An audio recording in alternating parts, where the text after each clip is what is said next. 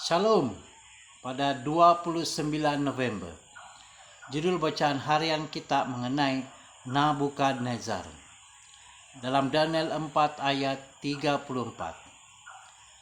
Pada akhir tempo masa itu, aku, Nabukadnezar, mengadah ke langit dan pikiranku kembali kepadaku.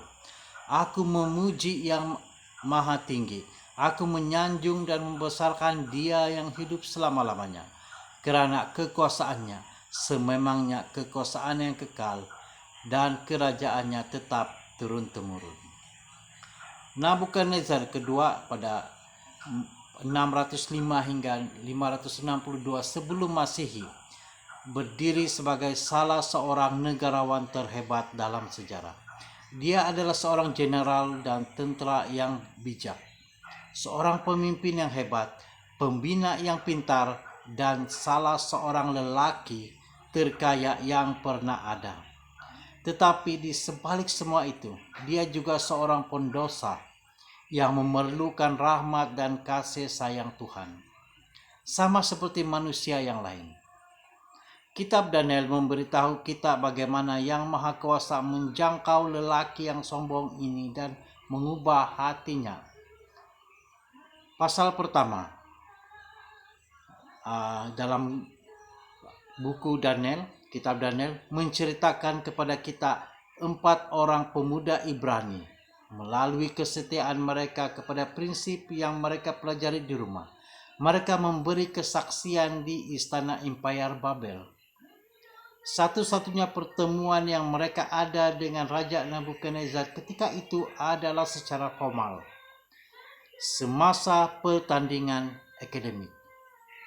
Raja itu kagum melihat pemuda-pemuda itu, sesuatu yang tidak pernah dilihatnya sebelum itu. Pasal kedua dalam Daniel menceritakan tentang pertemuan langsung antara Nabukadnezar dan Daniel, mimpi yang didedahkan dan tafsir yang memberi kesan kepada raja.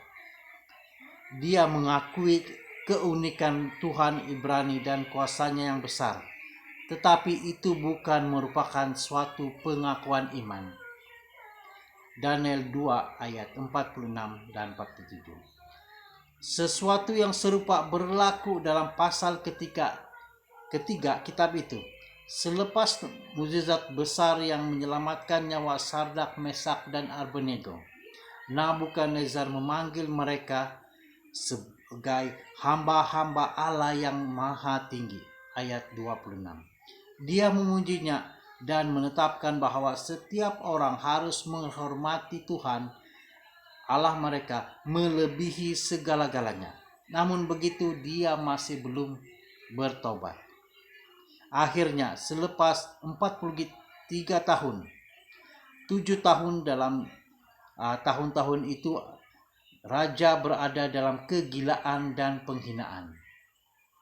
Raja yang sombong itu kemudian menemui kebesaran dan kekuasaan Tuhan di akhir hayatnya. Dia paham bahwa Tuhan adalah satu-satunya Tuhan yang benar. Oleh itu, kita tidak perlu terkejut jika kita bertemu Raja Nabukadnezar sebagai salah seorang yang ditebus di surga. Kasih Tuhan adalah untuk semua orang. Amin. Tuhan berkati.